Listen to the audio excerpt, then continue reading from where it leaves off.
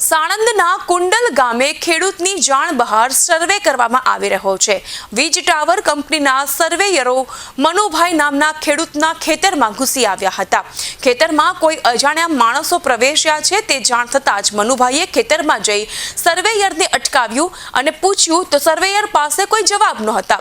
કઈ કંપનીનો સર્વે છે અને શા માટે તે અંગે ખેડૂતે જ્યારે સર્વેયરને સવાલ પૂછ્યા તો તે જવાબ આપવાને બદલે ભાઠો પડી ગયો હતો। મારી પરમિશન વગર મારા ખેતરમાં આ લોકો ઘૂસી ગયા છે। વારંવાર ચોરી થાય છે।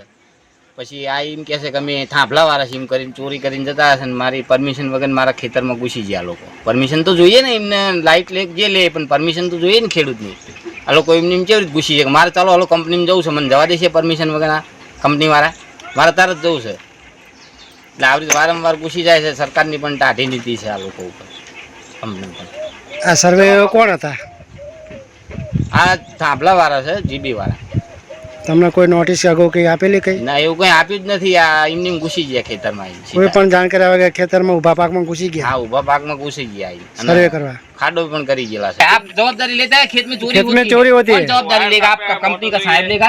नहीं, मैं बोल रहा हूँ हम लोगों को देख के लग रहा है हम लोग चोर है। नहीं, चोर का कोई सिंगड़ा नहीं होता है, समझ लो। हम लोगों के पास भी इतना कुछ सामान है। नहीं, सामान सब कुछ लेकर आता है। ऐसा ऐसा कि जीबी वाला है वो है, ऐसा करके चला जाता है चोरी करके। है आप लोगों का बात भी सही है, लेकिन हम लोग जो आते हैं सर्वे करने के लिए, वो भैया भी था, पिछले बार भी आए थे भैया, आप थे ना? तो भाई आपने पूछा उस दिन भी, मैंने बोला था ना कि आप आते हो गांव में किसी। आप किसकी परमिशन से इधर आए खेत में? हम बोलते हैं परमिशन लिया किसको? लेना पड़ेगा ना। मेरे को तुम्हारी कंपनी में आना है, तुम आने देंगे? चलो हालो, मैं अभी आता हूँ। कोई नहीं जाने देगा, गेट पे होगा। क्यों आया, कैसे आया, किसको पूछ के आया, ये सब 100 सवाल करेगा। ऑफिस में आप जाएंगे? नहीं, ऑफिस में क्यों आए? ऑफिस इधर बुलाओ। ऑफिस में क्यों जाए? कि हमको नहीं जाने दे। तुम क्यों ये इसीलिए चला आते हैं झंडा लेके? इसको बोलता है कि तुम चलो साथ में।